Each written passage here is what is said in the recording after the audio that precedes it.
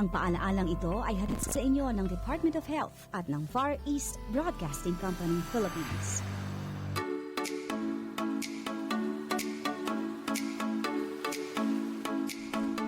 Mga lolo at lola, mga senior citizen tulad ko, nagpapaalala ang National Commission of Senior Citizens o NCSC tungkol sa Senior Citizen Data Form o SCDF.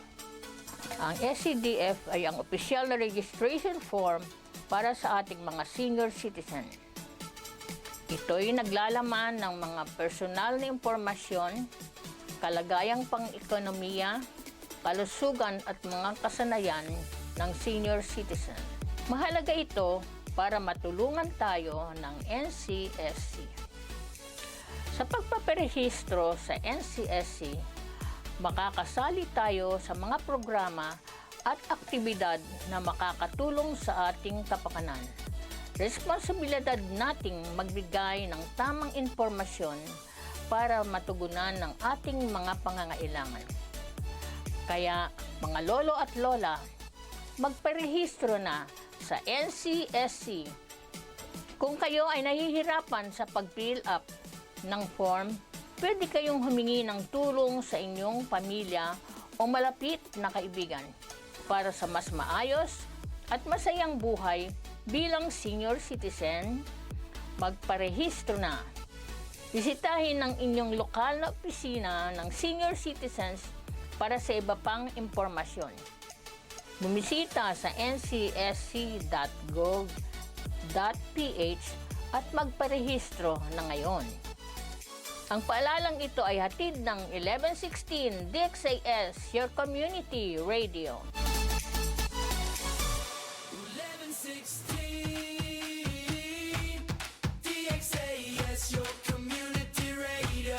1116 DXAS, your community radio. Kasama sa araw-araw, kakwentuhan, kaagapay, kaibigan, kabarangay, ito ang radyo mo. 1116 DXAS, your community radio. 1116 DXAS, your community radio.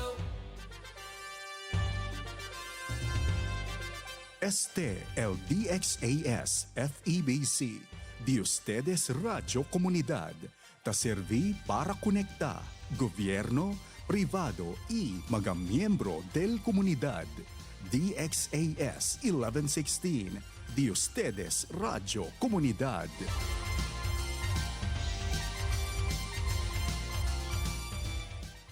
Ang oras sa buong Pilipinas, 1:30 ng hapon. Ahensya de Konsensya, serbisyo publiko para sa iyo, ka-Pilipino.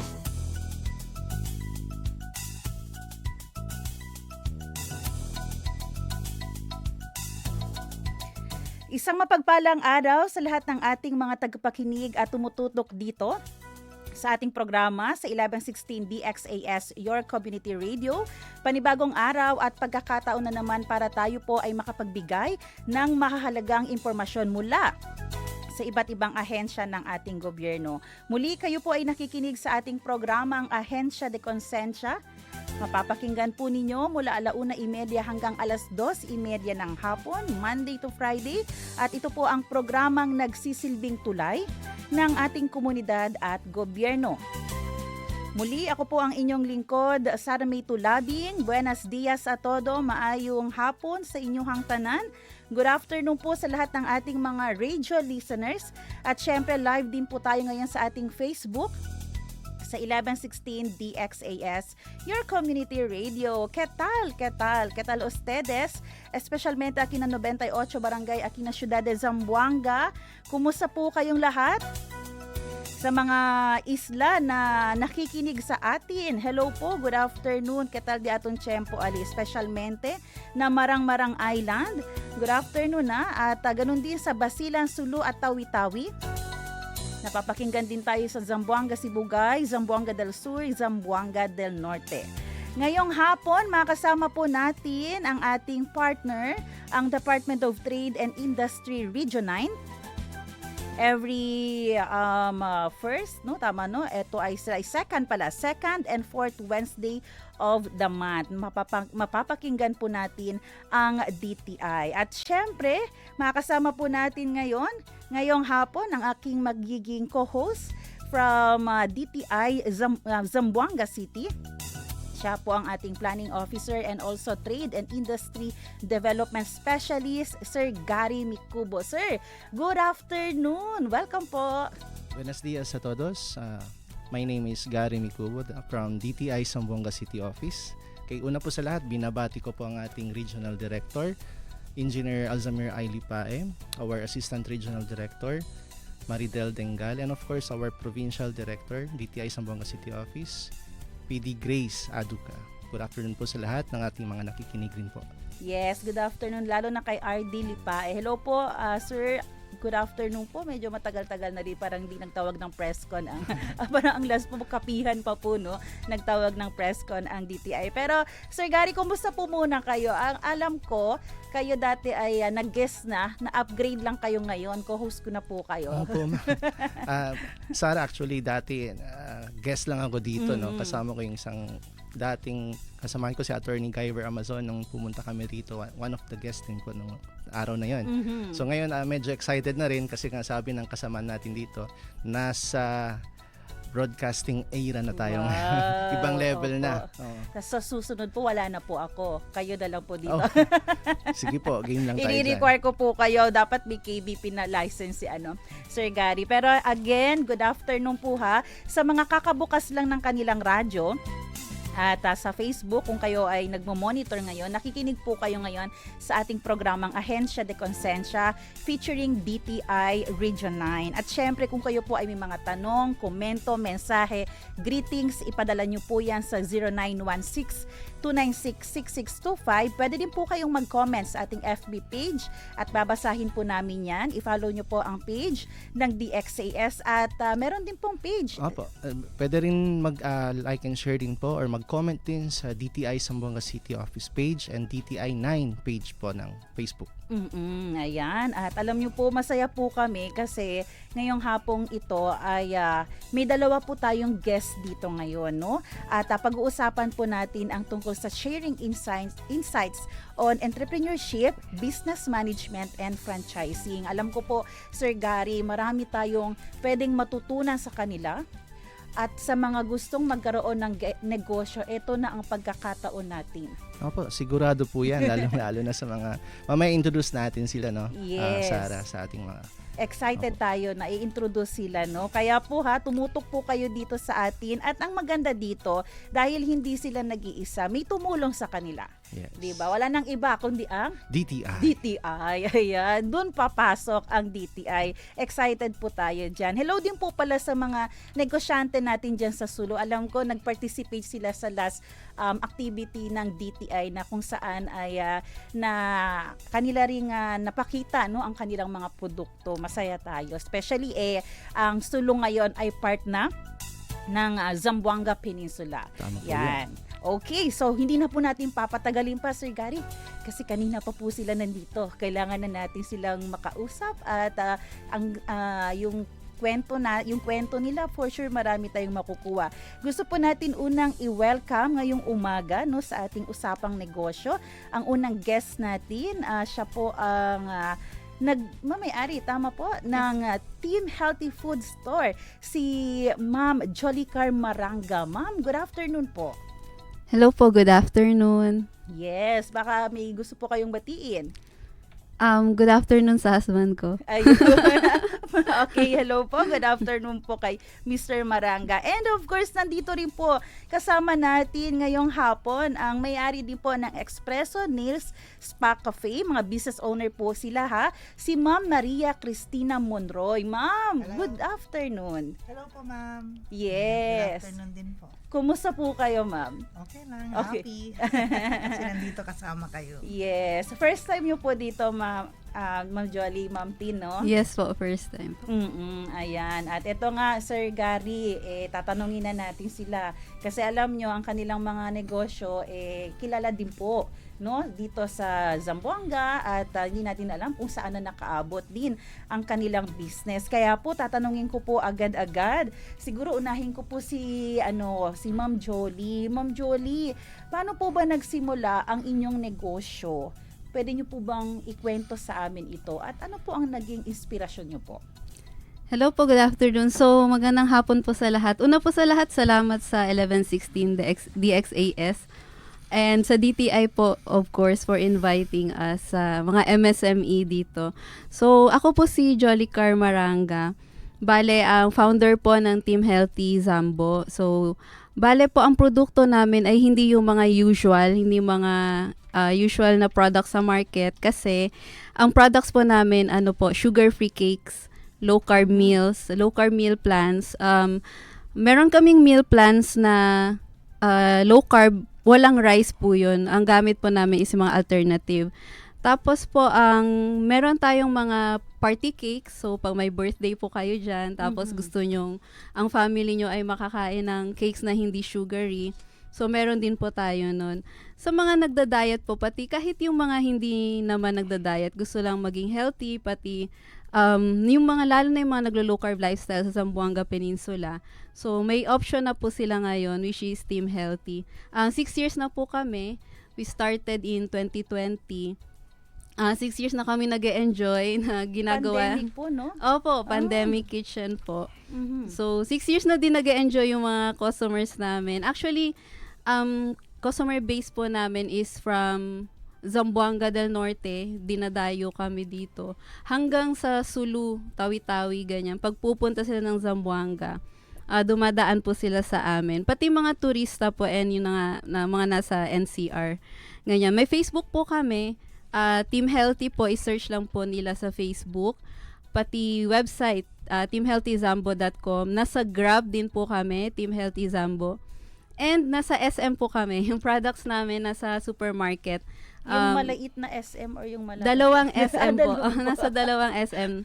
May chiller sila doon na may logo sila ng Team Healthy. So very thankful kami sa SM for supporting MSME po. Yun po ang aming products. Pero ano po yung naging dahilan po bakit ito po ang pinasok nyo na negosyo? Ano po yung naging inspirasyon nyo? Or minana nyo po ba ito? Ay, hindi po. Ang naging inspirasyon ko po yung personal journey ko po talaga, ma'am. Kasi after ko manganak dun sa pangalawa ko, lumobo talaga ako ng bongga. So talagang bumigat talaga ako. Tapos yung daming sakit-sakit sa katawan. So ayoko namang maulila yung mga bata ng maaga. So nung time na yun, nag-diet ako ganyan. Tapos walang nag-work. Hindi siya sustainable. Mga 2018 po, nabasa ko tong ketogenic diet. Tapos under kasi siya ng low carb lifestyle. So syempre dahil galing po ako sa university, yung researcher, kasi kami heavy on research, pati naging panel din ako ng research. So in-apply ko yun doon. Hindi ako nag-umpisa agad. Nag-aral na mga 1 year. Pagka January 1 mismo ng 2019, nag-start na po ako nung low carb. Pagka 2020 po, nagkaroon ng demand po, 'di ba, mga healthy food, ganyan. Doon po namin in-offer yung Team Healthy products po. During that time, since wala naman akong anything, hindi rin ako marunong mag-bake that time, nagre-resell kami. Pero yun po ang umpisa talaga. Okay. So nakapag-diet na kayo, nakapag-negosyo pa si Ma'am Jolly, Sir Yes. Gary. Tama po yan. Alam mo, Sarah, Yes po. lagi nating tinatanong sa ating mga MSME or mga entrepreneurs kung ano yung problema na gusto mong bigyan ng solusyon. Alam mo yun? Yung problema or yung solusyon na binigay ni Miss Jolly is yung mga taong gustong magpapayat, na gustong kumain. Yes. Na Yun cake na yun. pa rin ang kinakain. Na cake pa rin ang kinakain na tawag doon yung guilt-free, no? Opo. Sugar-free, mga ganun. So, yun po. So, but this time around, tanungin din natin si Yes. Ma'am Tin. Oo, kasi Ma'am Tin, after pong magpa-party, Yes po. after pong kumain, papunta tayo dito paano magre-relax. Magre-relax naman. So, Sige po. Ma'am Tin, paano po ba nagsimula po si Espresso? Bale, nagsimula kami 2013. Ano lang yun, kasi dati, Zamboanga Sinch time naman po yan. yeah. Nag-start kami. Pero before kasi ako nag go into this kind of business, ako, photographer, ganun yung mga gig ko noon. Ang kaso, yung photographer job is not for yung women with, growing children. So, hindi pwede. So, kailangan kong mag-stop. Pero ayaw ko naman nasa bahay lang. So, sabi ko, kailangan maghanap ako kailangan kong maghanap ng something to keep me busy. Ganon. So, hanap hanggang nakita ko, sabi ko, mahilig ako sa mga massage. Okay. Mahilig din ako sa kape. Mahilig din ako magpa-foot spa. So sabi ko, gano'n na lang Ginawa kaya yung yun. aswan. Yes, aswan. Kasi nakita ko, dito sa Zamboanga nung time na yon, walang, yung mga kung saan ka nagpapalinis ng kuko, di ba sa parlor lang din. Tapos dun sa parlor, di ba ang amoy ng gamot para sa hair, alam mo yun. So parang, tapos nandun ka, maingay, lahat na. So hindi siya, para sa akin, hindi siya comfortable experience. Hindi siya relaxing. Hindi conducive. Yes, kasi yung parang nagmamadali, mabaho, dahil sa basta, to cut the long story short, hindi siya relaxing para sa akin. So sabi ko, gawa tayo ng nail spa, yung talaga. Pero mahilig din ako sa coffee. So sabi ko, I have to make my business unique para matatandaan siya ng tao. Kasi, pwede ka naman magpalinis talaga kahit saan, kahit home service. So why would they come to me? So yun, pinasok ko yung coffee na concept, which is, nung time na yun, nag-start kami, yung mga ginagamit naming treatments para sa foot spa, nagpagawa talaga kami. As in, nagpagawa kami para ma-incorporate namin yung mga coffee ingredients doon mismo sa produkto na yun, na gagamitin namin sa clients namin. And then number 2, to make the experience complete, naglagay kami ng coffee, sabihin na natin coffee bar sa loob ng spa namin. Yung first namin na branch. Nag-serve kami doon ng, yung usual na makikita mo sa coffee shop. Coffee drinks, ice, whether ice or hot. Tapos, meron ding sandwiches, panini and pasta. Ng time na yon. So, interesado po ako para po sa inyong dalawa. Pumatok po ba agad yung idea po ninyo? Siguro simulan ko po ulit kay Ate Tin, and then punta po tayo kay Ma'am Jolie. Paano po yung idea nyo? Kinagat po ba agad ng ating mga customer po? Yes. Yes, kasi during that time, first siya eh. There was nothing. Saan po yung unang branch? Sa tabi ng malapit sa Whimsy. Malapit sa Whimsy, sa may Santa Cruz. Doon ang unang branch namin. Pumatok siya in the sense na people were flocking to us because they wanted to try it. Something unique. Wala kasi ganun dito sa Zamboanga. So anyway, mahabang story na yung the rest. Pero kung tatanungin nyo ako kung okay siya nung umpisa, yes. But syempre, naka-encounter kami ng mga challenges along the way. Pero as you can see, up to the present, after 13 years na kami sa October we're still here. So therefore, business is good. Yes, oo. Pero sa inyo po, paano po yung yung unang pag-open nyo po, may challenges po ba agad or okay, patok po agad din sa ating mga customer?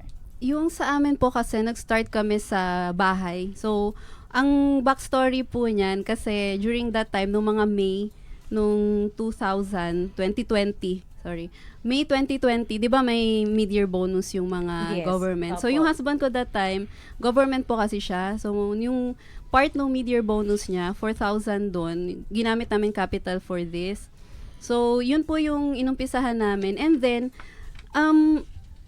pumatok po siya agad. Pero ayoko magbigay ng parang idea na dahil pumatok siya or kung magbi-business ka, doon ka sa papatok. Kasi before that, madami naman akong pinasukan na business. Pero I think, kaya siya kinagat talaga ng mga tao kasi nakita lalo na yung mga circle of friends ko po, kasi nag-umpisa ako dun eh, sa friends, families, nakita nila yung drastic change sa aming mag-asawa. So ako kasi naging 65 kilos. Nako. Tapos, sobrang, 70 pa naman ako.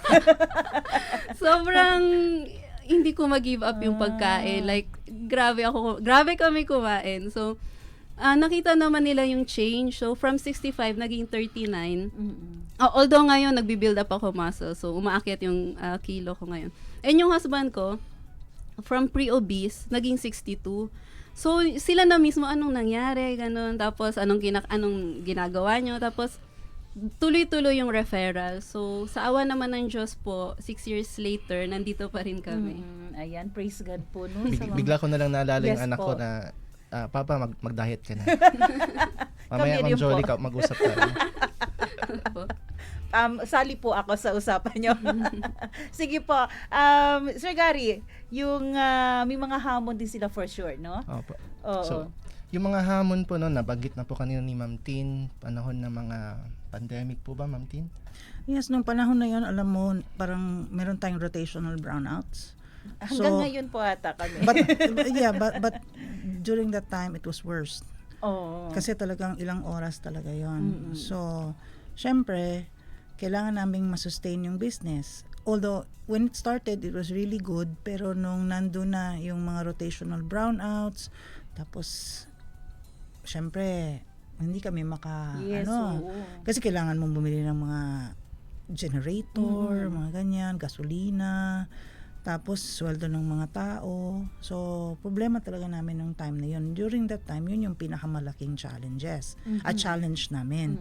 But of course, para to enlighten yung mga gustong mag-business, every time there will be problems naman eh. Every day, you have, as a business owner, kailangan mo mag-solve ng problem. Every day. Hindi yan natatapos ng alas 5 ng hapon. Every day yan. So, kagaya ngayon, one example of a challenge that we faced, yung, alam mo yung nangungopia? Yeah, nangungopia ng product. Opo. Yeah. So, ang ginawa namin, kasi nakita ko, lahat ngayon ng nails pa, parang parehas naman ang Opo, pangalan sa actually. amin.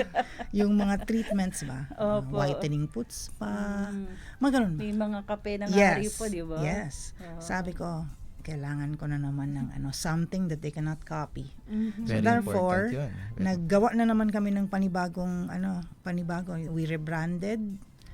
If you visit some of our spas, nag-renovate lahat. Iba na yung itsura, iba ang colors, iba ang logo. Not naman necessarily iba yung logo. But we tweaked it a little.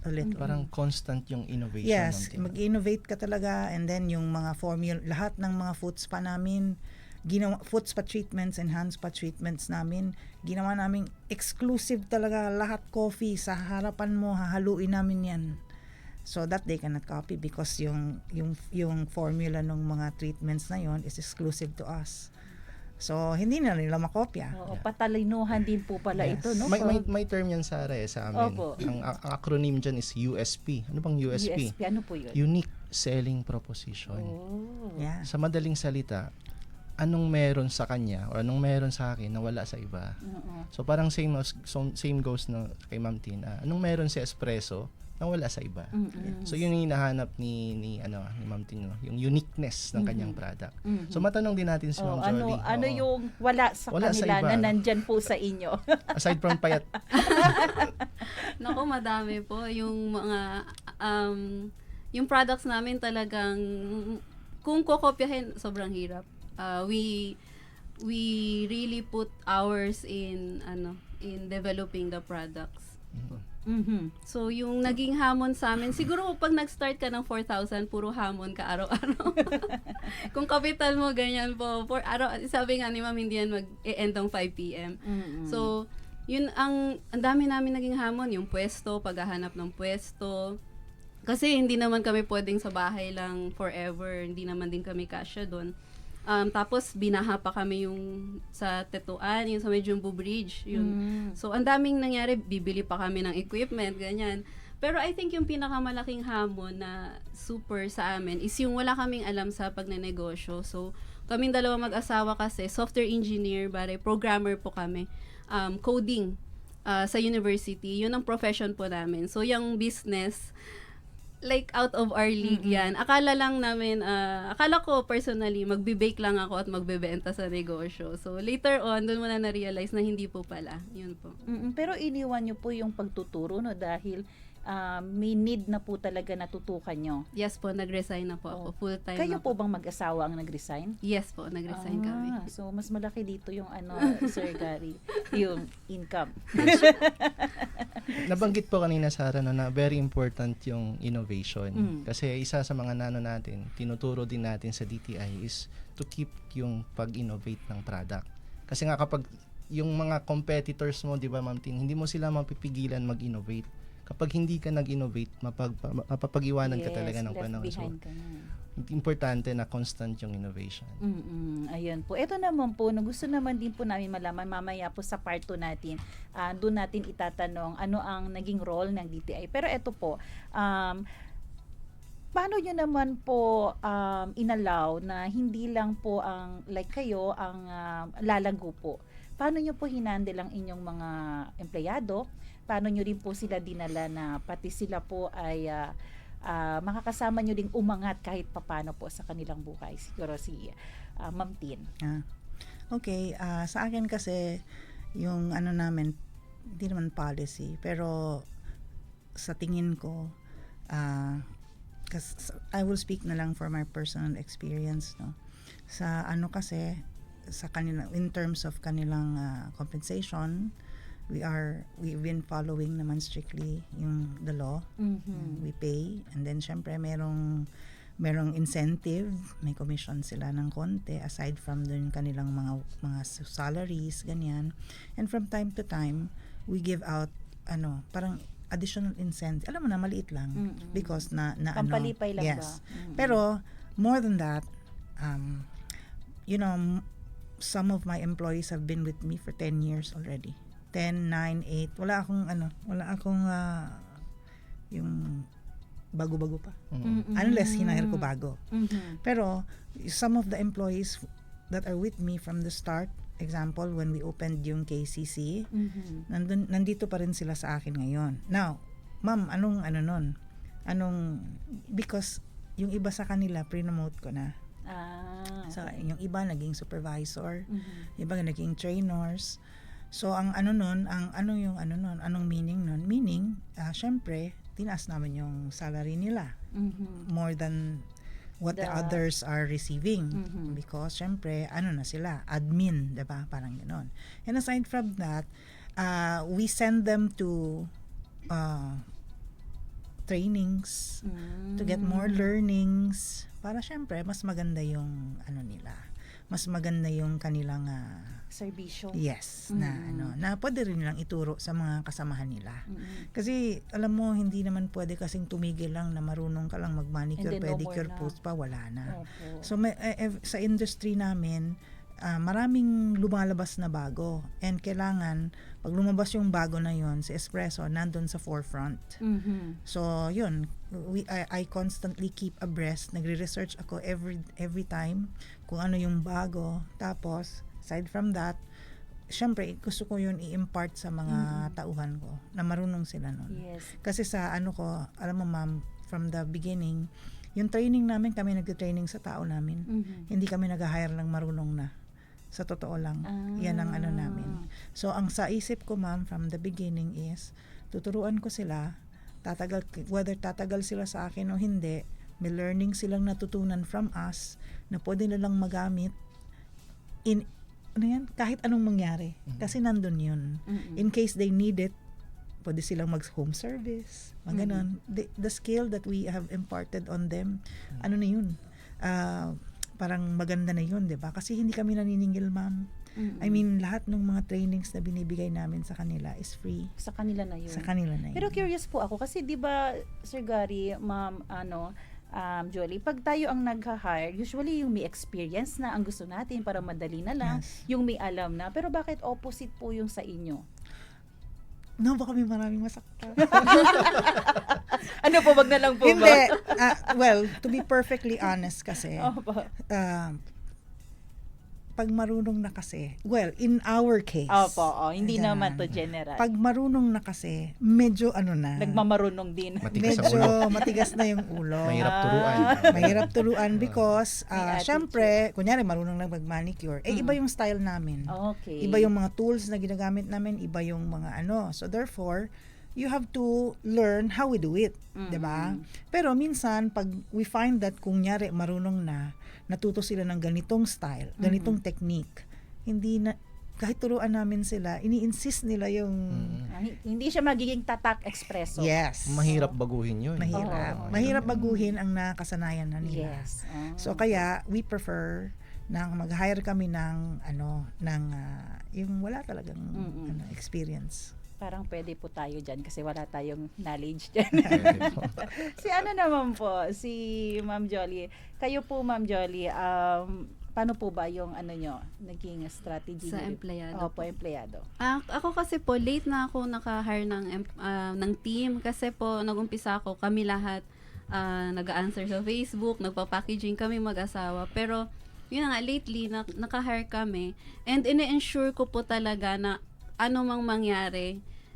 And I'm very proud of that. Hindi dahil malaki yung business or what, pero I'm very proud sa effort namin na never kaming na late sa pagbibigay sa kanila kada kinsenas. Priority talaga namin yan na sinasabi ko din talaga sa team namin na wala yung Team Healthy kung hindi dahil sa kanila kasi super dedicated talaga nila. And yung mga productivity incentives, yan po yung next kong dinadraft. Para at least naman kahit papano may reward po yung hard work nila kasi nandito ako ngayon, nakaupo ako ngayon habang sila inaalagaan nila yung business. Naging possible lang po ito kasi nandun sila.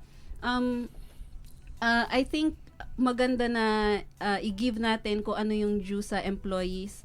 Hindi naman, sabi ko dun sa kanila, hindi naman ako nandito para maging billionaire. So, kung ano man yung meron kami, ano man yung meron yung business actually, meron din silang incentive. Yun ang sabi naman, kahit maliit lang, hindi naman kailangan 100,000 in a month, ganyan. Tapos yung hiring namin, ganun din po yung mga bago. Kasi wala namang marunong talaga in reality ng gluten-free baking. So yun po. Hindi po ba mahirap turuan yung pagbe-bake? Dapat maganda rin yung taste bud po nila, no? Hindi po nila kailangan mag-decide kung ano yung taste ng product. Kasi meron pong akong strict na guidelines. Sundin lang nila yun, perfect na yun. Okay. May process flow. Oo. Standard. Oo, nako, Sir Gary, yun pa lang nakakatuwa na yung kwentuhan natin, no? Pwede siguro bukas na tayo matapos. Wag naman. Ang daming sharing. Oo, ang daming sharing. Ayan po. Sige po, oras po natin 2:00 ng hapon.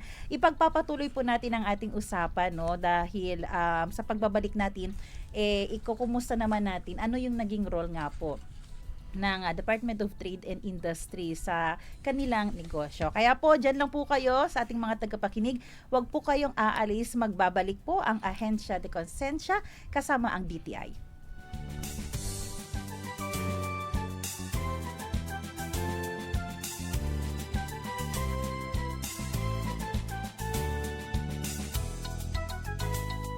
Ano ang kailangan gawin kung posibleng na-expose sa HIV virus? Agad na kumonsulta sa healthcare provider. Maaari kang bigyan ng post-exposure prophylaxis o PEP treatment kung ang exposure ay within 72 hours o 3 days. Kung lumampas na sa 3 araw, maghintay ng 3 buwan bago magpa-test. Ang maagang pagtuklas ay magbibigay sa iyo ng mas maraming pagpipili ang pamamaraan ng paggamot para ma-overcome ang side effects ng virus. Ang paalaalang ito ay hatid sa inyo ng Department of Health at ng Far East Broadcasting Company, Philippines.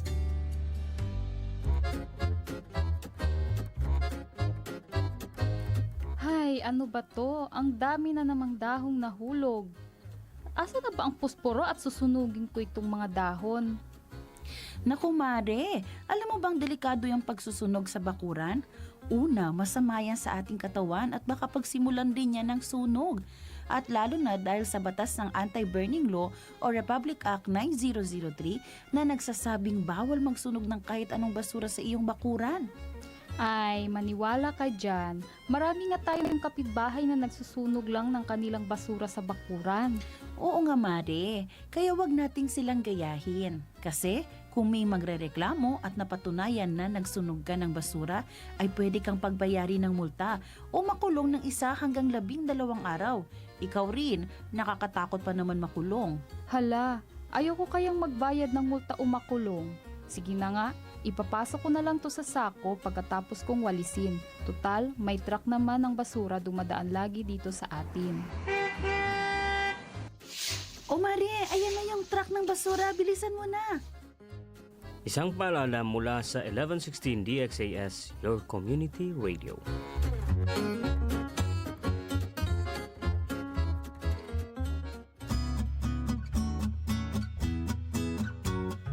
Uy Mare, di ka maniniwala. Naalala mo si Aling Maria? Yung kapitbahay natin? Yung nakatrabaho sa Saudi? Oo, kumusta na siya? Wala na akong balita sa kanya eh. Naku, kakauwi lang niya last week. Tapos sabi niya, may kilala siyang recruiter. Sabi pa nga niya, kung gusto daw nating mag-abroad, pwede niya tayong tulungan. Mabilis makakaalis, walang poproblemahin, at maaahon natin sa kahirapan ang pamilya natin. Talaga ba? Pangarap ko talagang kumita ng dollars para sa pamilya ko eh. Sigurado kang matutulungan tayo nitong recruiter ha? Sigurado yan. Binigay na ni Aling Maria sa akin ang contact number ni Madam. Siya yung recruiter. Okay talaga to si Madam kasi mabait daw at maraming koneksyon sa Saudi at Dubai. Sandali lang. Pag-isipan natin itong mabuti. Nasabi ba ni Aling Maria ang detalye ng trabaho, kontrata at mga babayaran bago aalis? Alam niyo naman, maraming mga illegal recruiter. Baka, imbis na magandang buhay para sa pamilya, ay trahedya ang maging bunga nito. Ang nega mo naman. Sure ako dito. Okay na to. Wait lang. Huwag makontento sa okay na to, lalo na kung tungkol sa pagtatrabaho abroad. Alamin ang tabang proseso ng pag-abroad. Huwag basta maniwala sa mga pangako para hindi maging biktima ng illegal recruitment at human trafficking. Protect yourself, protect your family, and protect your future. Bago maniwala sa nagsasabing okay na to, bumisita sa Department of Migrant Workers o DMW para sigurado ka. Bisitahin ang kanilang official website o tumawag sa kanilang hotline.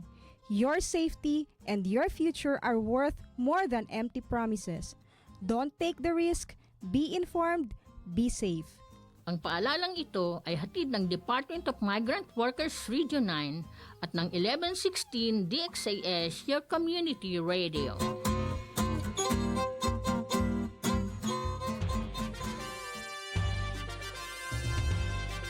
Este el DXAS FEBC, de ustedes Radio Comunidad, ta serví para conectar gobierno, privado y mga miyembro del comunidad.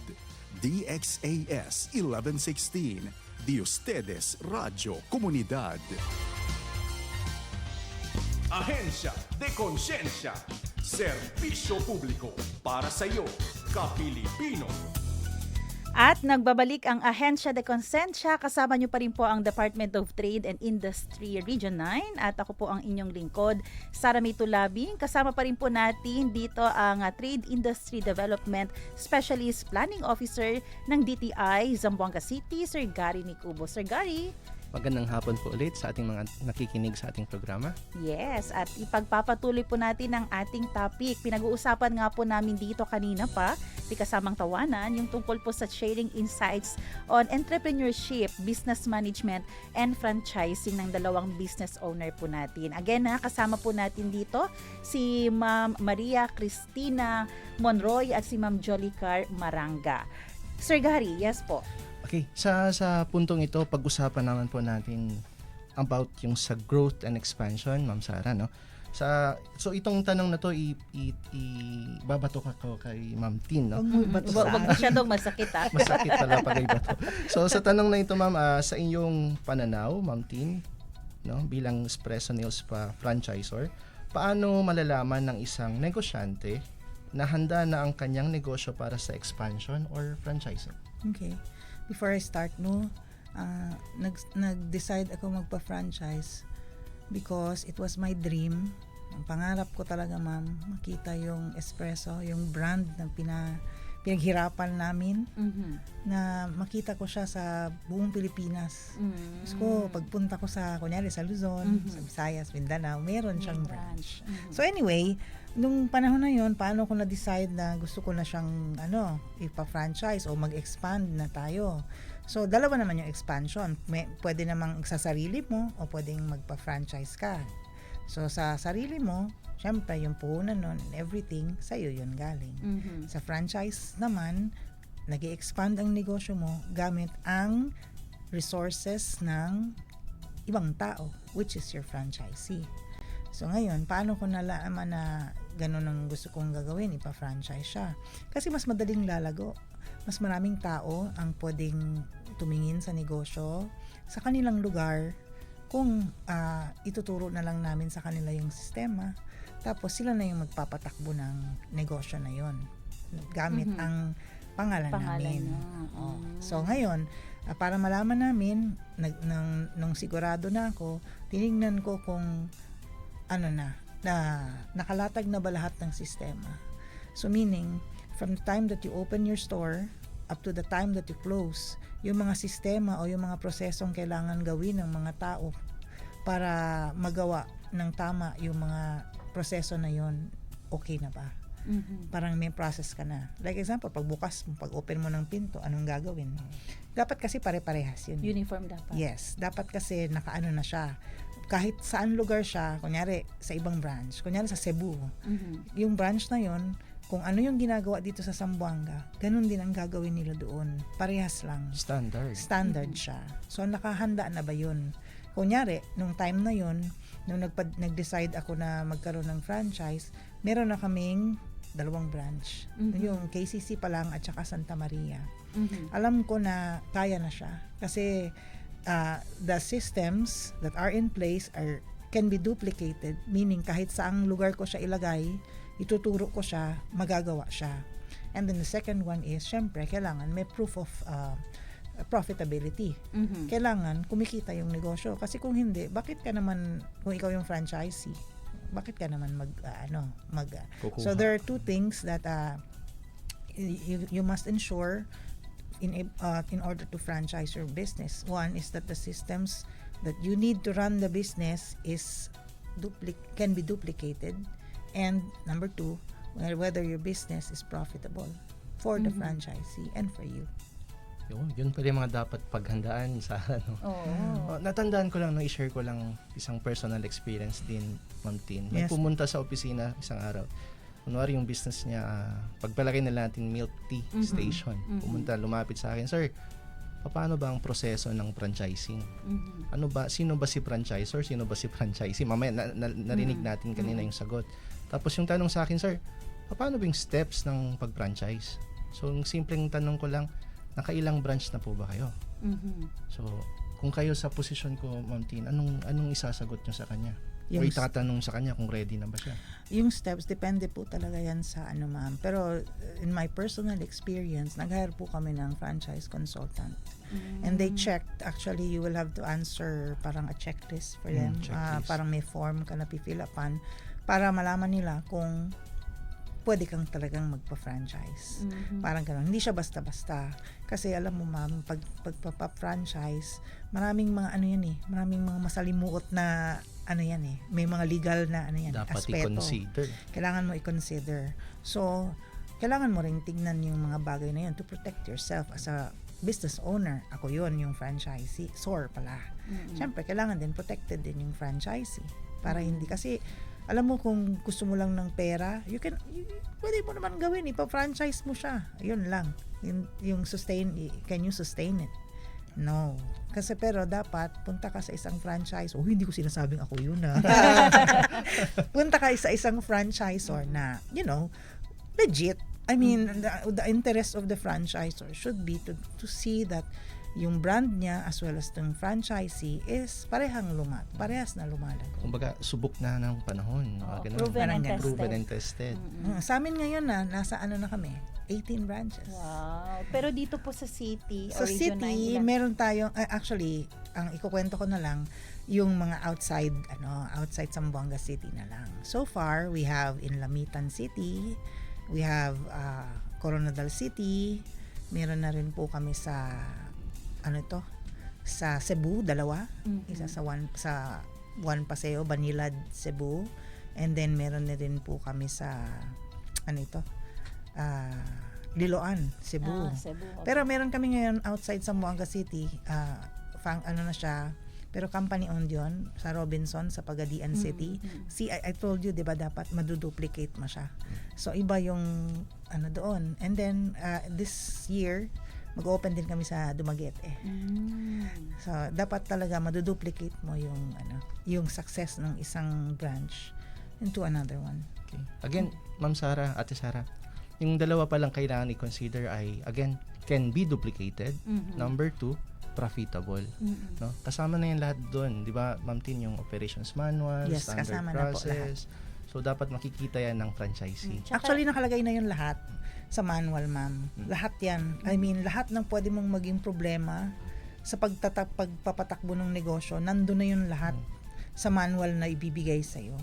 Parang frequently asked questions. Oo, yan, parang ganon. Kumbaga, in-anticipate na ng franchisor na ma-encounter mo yung problema na yan. Sinolve na namin yan. Para pag na-encounter mo, okay na siya. Tsaka May sagot na. Yung nakuha ko rin din, hindi mo pala parang feeling ko pwede na i-duplicate, pwede nang hindi pala feeling lang to. May mga consultant tayong kukunin. Hindi. Kailangan talaga para to protect yourself. And the franchisee, of course. The parties to the franchise. Okay. So, ipagpatuloy naman natin, ma'am, ang topic na sa pinag-usapan natin na tungkol sa sharing insights sa entrepreneurship, business management, and franchising na na-discuss na natin kanina. Ngayon, dumako naman po tayo sa ano naman ang naibigay na assistance po ng gobyerno, particularly the Department of Trade and Industry. Unahin natin si Ma'am Jolie. Ma'am, alam ko, Ma'am Jolie, suki ka na ng DTI. Super suki. Ang DTI po, grabe. Eto po, hindi dahil sinasabi ko dahil nandito si Sir Gary, dahil gusto ko magpalakas. Pero, gusto ko nang batiin si PD Grace, ang ating hardworking na provincial director. Grabe po yung naitulong ng DTI, especially po sa katulad ko na walang alam sa negosyo, like ground zero talaga. So, ang dami ko pong na-avail. Ang pinaka naging pivot po talaga ng business is yung KMME, so yung Kapatid Mentor Me program. Yun po talaga yung pinaka nag-set. Siguro kung hindi po namin yun na undergo, baka wala yung Team Healthy kasi nga wala naman akong alam sa pagnenegosyo. Ang KMME, isipin nyo lang po, para siyang entrepreneurship bootcamp na worth 6 digits pero binigay ng DTI for free. So, ganun po siya. Aside sa KMME, merong OTOP, meron din yung Zampex. Pero for me, yun po yung pinaka nag-help po sa amin. Pero paano nyo po nalaman na may mga programa po ang DTI? Kayo po bang lumapit or narinig nyo sa announcement or paano Ay, po? hindi po. Kasi po, ang nangyari po is si Sir Gary po ang nag-message po sa amin. So, wala po akong alam masyado sa government assistance. Minessage po kami ng DTI, which I'm very thankful po talaga. So, training, tama po ba? Training din ang binigay sa inyo? Lahat po. Training, packaging, free design, color, branding. From start to finish, yun po. Hanggang ngayon, meron po. Rin po, finance din po. Ang DTI, wala pong financial na binibigay, pero pwede pong i-assist para doon po sa loan po ng isang corporation. I don't know if allowed sabihin yung... Yeah, we can do that naman po. It's through Small Business Corporation po. Financing arm po ng DTI. Okay. Alam ko po pati mga permit ba tinutulungan nyo? Yeah, through din, Sarah, no? Through the Negosyo Center through business registration facilitation, ginagawa natin yan doon sa negosyo center. Makikita naman ng mga negosyo center sa halos lahat ng mga municipalities. Dito sa Zamboanga City, mayroon ho tayo sa Barangay Kuruan, Barangay Kulyanan, ang main po namin sa may Lantaka building. Meron din po sa may Ecozone, and isa rin po sa Isabela City. Tuloy ko lang po yung tanong. Paano po ba mahirap, madali ang proseso, ang paghingi ng tulong sa DTI? Naku po, hindi din dahil nagpapalakas Kunwari wala kay po si Sir. Sir Kunwari Gary. wala Sir Gary. Sinabi ko na din po to sa ibang ahensya ng gobyerno. Sa lahat po ng na-encounter ko, mas pinakamabilis po talagang umaksyon. Lalo na sa aming MSME, yung DTI po. So, sobrang like kung puntahan nyo po, i-email nyo, very responsive, i-chat nyo, gano'n po. Wala pong kahirap-hirap. Yung online registration, yung business registration online, yun yung ginawa ko nung nag-start kami. Ang bilis. Like, wala ka ng rason para hindi umpisahan yung negosyo mo. Parang ganun po. At kudos po sa DTI na ganun po kadali ang ginawa, ang proseso nila. Oo. How about Si Ma'am Jolie na nakita natin sa screen kanina, no? Graduate kayo ng KMME batch 2022. Si Ma'am Ting naman, Sarah, 2021. No? Okay. Post-pandemic time. Ma'am Ting, i-share nyo naman anong experience sa Kapatid Mentor Me program. Okay. Yun, na-invite ako doon through my friend, si Chu Natividad, because her mom is a mentor. So, sabi niya, punta ka dito, ganito, ganyan, maganda yan. Sabi ko, okay, sige, punta, sabi. Tama po ba ako? Si Ma'am Mirna Natividad. Yeah, Mirna Natividad. Mami N, si Mami N, kumusta po kayo? Hi, Mami N. So, anyway, nung sumali ako, sabi ko, sige, wala namang mawawala, pandemic naman. So, wala namang mawawala, sali tayo. Sali. You know, ang experience ko is maganda. You know why? Because during that time, pinagawa kami ng business development program, which is very apt for me because existing naman yung business ko. So, kailangan ko siyang i-develop. And nung time na yun, yung focus ko kasi is para, survival ng pandemic. Kasi nung time na yun, affected talaga kami. So, tapos, natuto, pinagawa, okay na. Tapos, yung na yun, yung business development plan na yun, ginamit ko yun sa negosyo namin. Lahat ng sinulat ko doon na tinuro sa amin, in-apply ko yun. Sayang naman kung defense na, may defense yun, ma'am. Defense yun, ma'am. Pero required din po talaga siya kung ano ang isinubmit nyo, yun ang gagamitin nyo. Ganon din po ba? Hindi rin. No, you don't. Pero, ang sa akin kasi, nandun na Ginawa ko na siya, pinaghirapan ko na siya. But why not? So, in-apply ko siya. So, okay ang result. Pero, the upside is, well, nag-graduate ako 2021, but it's now 2026 and I'm still using the plan, not the contents nung 2021. Ginagamit ko pa rin yung natutunan ko para sa pag-evolve ng business namin. Like right now, we're undergoing a rebranding, tapos nagde-develop na naman ang bagong USP, yung unique selling proposition namin. Doon ko lang natutunan yun doon sa sa KMME program na yun. So ang masasabi ko, maganda yung naitulong ng, although DTI na was not there when we were starting the business, but they were there and it still is, nandun pa rin hanggang ngayon. Libre mo ko. Dalawa po ang ililibre nyo. Thank you, sir. Hanggang ngayon, nandyan pa rin sila sa, pag kailangan namin. So, the other day lang, may tumawag na naman sa akin, taga DTI, ma'am, baka gusto nyo sumali sa program na ito, ganito, ganyan. Meaning, sila na yung nag-reach out. Para, kasi sa tingin nila, well, to quote, kung yung si ma'am na tumawag sa akin. Sabi niya, ma'am, naisip ko kasi kayo nung nakita ko tong program na ito, so kaya tinawagan ko kayo. So ang meaning, yung mga nag-avail o yung mga nag-avail ng mga programs nila, siguro nasa file, iniisip nila yung kanilang mga business owners na kagaya namin. So kudos to DTI. Oo, hindi nyo pala agad binibitawan ng mga natutulungan nyo. Hindi po. Hindi po. Kasi may programa po tayo na gusto na natin silang ipag-graduate. Ipag-graduate parang sa school lang. Mayroon ho kasi tayong level, kung narinig po natin yung salitang or acronym na MSME. Ito po ay, ibig sabihin nito ay micro, small, medium enterprises. Yung micro po, Sarah, ang asset size nito is less than 3 million below. Mhm. Okay? For the small naman, it's 3 million, more than 3 million up to 15. Okay? Mhm. Then for the medium enterprises, it's above 15 million. Mhm. So ito yung kadalasan na ina-assist ng Department of Trade and Industry. Yung mga large company, mayroon pa rin naman, pero doon tayo nagpo-focus sa mga MSME. Kaya na nila yun. Kaya Yung na mga nila yun. Established na sila eh. Opo. So, yung aim natin is mapag-graduate sila or mapa-level up natin sila. So, from micro to small to medium enterprises. So, kung bibase natin sa asset size, lumalaki ng lumalaki ang ating mga MSME. So, hindi natin sila like in-assist natin si Miss Jolly. Pababayaan ba natin? Siyempre, hindi. Tatanungin ko nga po kung nasaan na kayo ngayon. Micro na po ba? Small or medium? Undisclosed. Oo, wag na po. Oo. So, ayan no, naku, oras natin 2:22 na po ng hapon. Pero ang bago po, Sir Gary, tanungin natin ano ang encouragement nila. Curious lang din po talaga ako. Do you think po pag walang tulong ng DTI, kaya naman po ng mga negosyante? Pag walang support ng DTI? Or iba talaga pag nakipag-ugnayan tayo sa Department of Trade and Industry? Well, to be perfectly honest, sige, kaya naman siya, ma'am. Mhm. Totoo yan. Mm. Kasi there are plenty of businesses that have succeeded na hindi naman lumapit sa kahit anong ahensya ng gobyerno. Kaya lang, in my experience, nung lumapit ang DTI sa akin, o ako yung lumapit sa kanila, mas maganda ang kinalabasan. Kasi naging mas, kagaya nun, sabi ko, yung business development plan ko, ginagamit ko siya hanggang ngayon.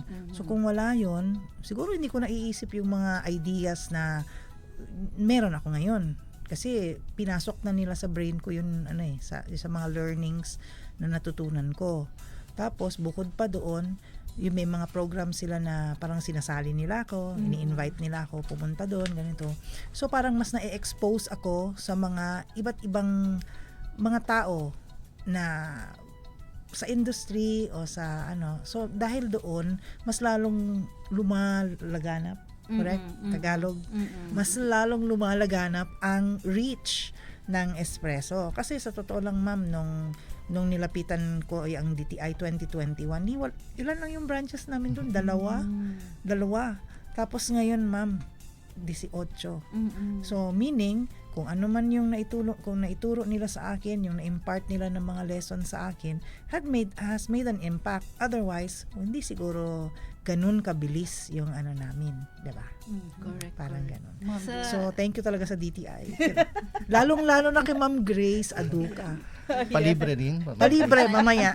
Cake. Si ano po? Opo, sa Team Healthy po, yung ibang businesses kasi, yun na nga, kaya naman nila siguro. Pero ang dami nilang trial and error. Ang dami nilang problem na hindi nila masasolusyonan agad. Tama po yung sinabi ni Ma'am Tina, pwede naman, pero hindi ganun kabilis. Kasi kami, 2022, so 2 years pa po kami noon. Siguro kung walang DTI, ako honestly kung walang DTI, baka wala yung Team Healthy. Kasi talagang, biruin nyo po, programmer and all, walang alam sa negosyo. So, kung hindi ako na-training ng DTI, wala naman din ako pang bayad ng entrepreneurship training po, 'di ba? Mga 5 digits, 6 digits yan. So, to save you some heartache, to save you time, talagang mas maganda kung mag-enroll or kukuha ng programa po under DTI. Ayan. Ang daming ililibre ni Sir. Oo nga.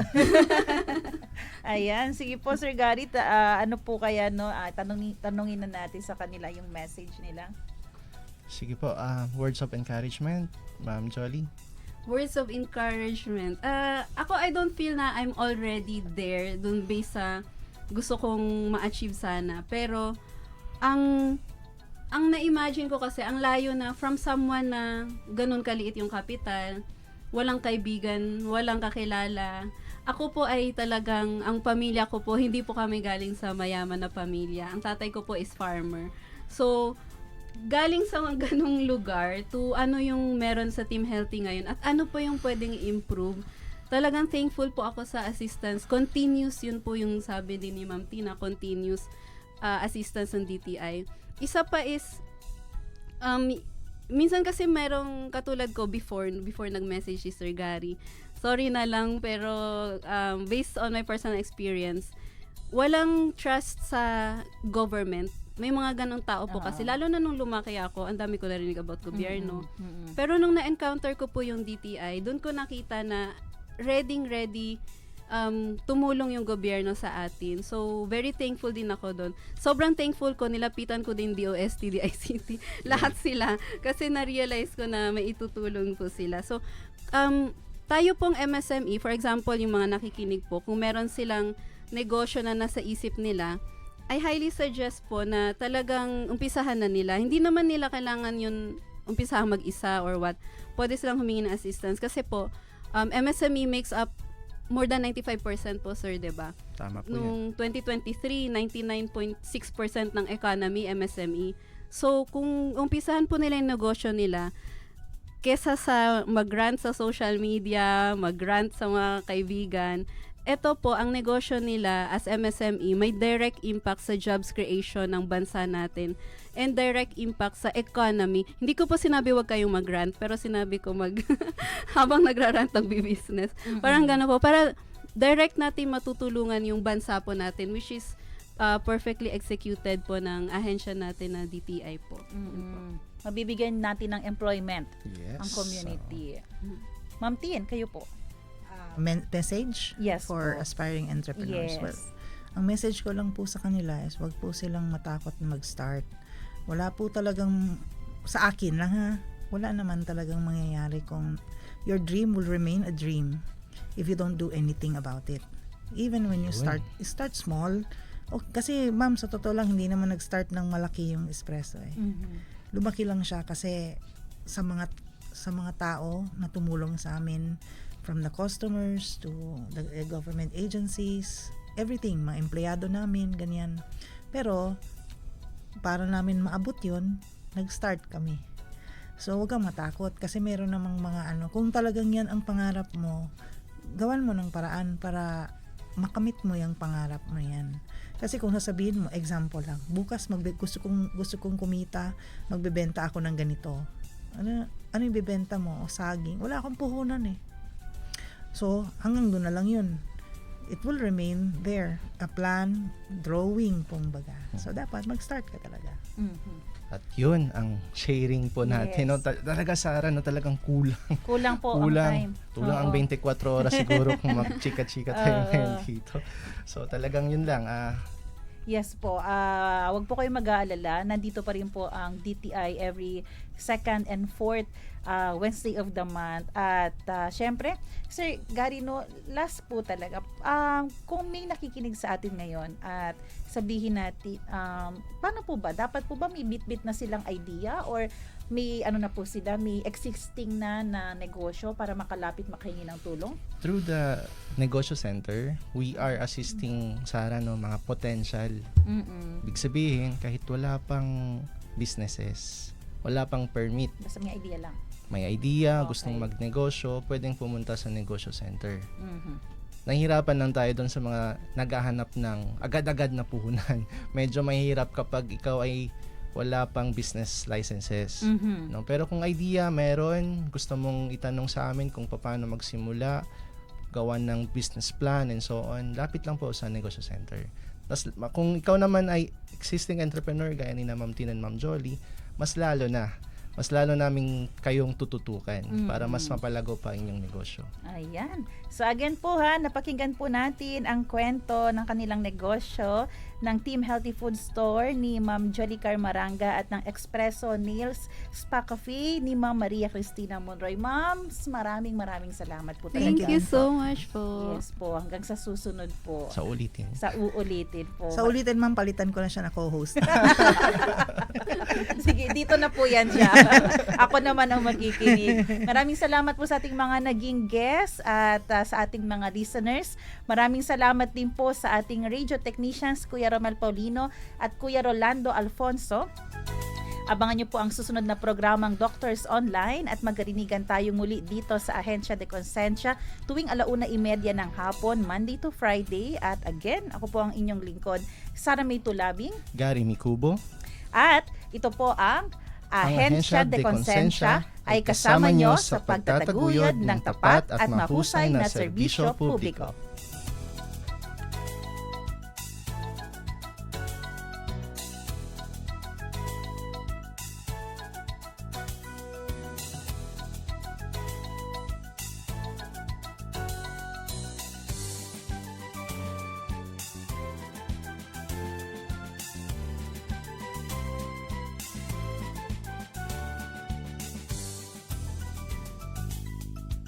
Inyong napakinggan ang programang Ahensya de Konsensya. Para sa mga katanungan, mensahe o suhestyon, mag-text o tumawag sa 0916-296-6625.